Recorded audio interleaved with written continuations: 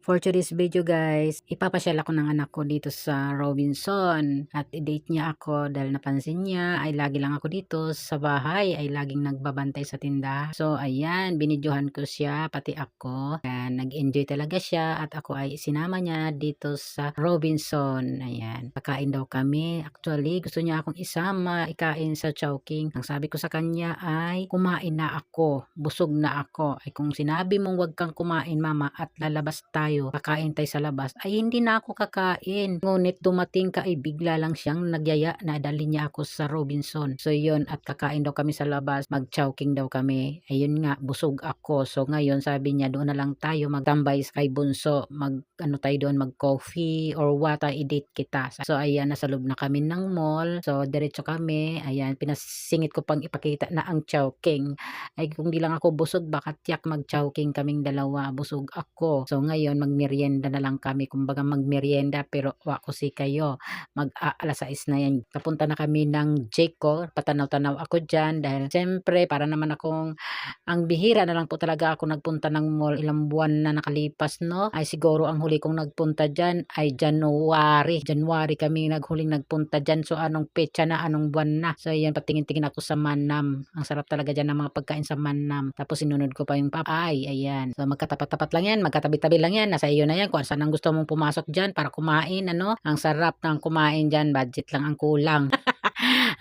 Ako talaga, basta ako pag niyaya, go ako dyan. Pero pag mag-isa ako, ewan ko na lang. So yun, nasilip ko na yung Jayco, papasok na kami dyan kasi guys, alam mo na, gusto namin matanaw-tanaw yung aking bunso dyan at busy na siya. Ayan, busy na siya dyan sa counter po kasi siya na-assign. Ayan, so yung ate ko naman ay lumapit na at ako din sumunod. Tapos bumalik na naman ako doon, kami sa aming pwesto dahil naghahanap na kami ng mapwestuhan ng aking ate. Tapos yun, nakahanap kami ng may bakanting o lamisa at upuan. Yan, sabi niya sa akin ay umupo muna ako dyan at siya naman ay o-order ng aming kakainin. Ayan, nasa sulyap na naman ako sa aking bunso. Ayan guys, nasipag talaga yung mga anak ko. Hardworking talaga ng mga yan. Yung ate ko kasi ay wala siya lang pasok dahil alam niyo na holiday, no? April 1, holiday. So ako naman, tuwang-tuwa na naman si nanay dahil siyempre makakain na naman ako sa labas. Kahit simpleng pagkain lang, basta ay nalibre ako ng anak ko, masaya na ako dyan. Happy na ako dyan. Ayan. O diba, sino bang makarelate dyan? At ako ay kayang-kaya kong nagsuot ng pangbahay lamang dahil alam niyo naman malapit lang sa amin ang mall. Ayan. So ayan, ngiti lang si Mami Tis. O diba, chill-chill lang sa santabi. Tapos ngayon, tingin-tingin naman ako. Ayan, silip-silip naman. Baka may nakitaan ako ng mga katsukaran ko dyan. Charis. Ayan. Tapos yung anak ko naman dyan, nakikitaan ko, nag-order. Jayco, no, yung kanilang outlet, napakalaki rin palang pwesto na yan. Kala ko maliit lang at ang dami nilang customer guys. Ang dami. Ayan. Tapos yung anak ko naman, ayan, nag-order na rin siya doon. Nakapila na rin siya doon sa kabila. So yun, nakakatuwa lang pagmasdan na yung mga anak mo, malalaki na sila, may mga trabaho na sila. Sila naman yung mag-decide kung saan kanila dalhin para pakainin. Kasi dati nung mga maliit sila, di ba, tayo yung nagdadala sa kanila saan sila gusto, Jollibee, McDo, ganon. Kaya ngayon nakakatuwa lang dahil siyempre ikaw naman yung mag-aantay kung sila yung magsasabi, kung kailan sila magsabi na tara ma, kain tayo sa labas. Alam mo yun, o di ba? Sarap buhay. Di guys, joke lang, no?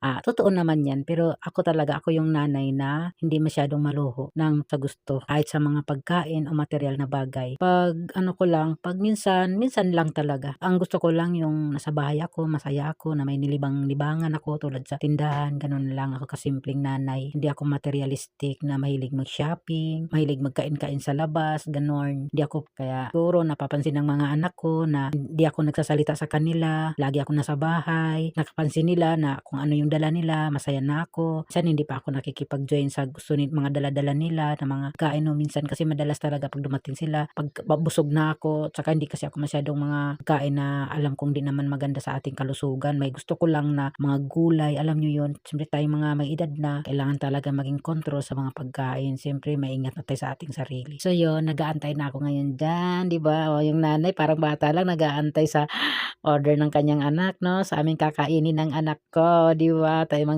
pa-chill-chill lang sa isang tabi, nagbibideo lang. Dahil alam mo naman ang nanay natin, content creator, para mayroon tayong mai-post.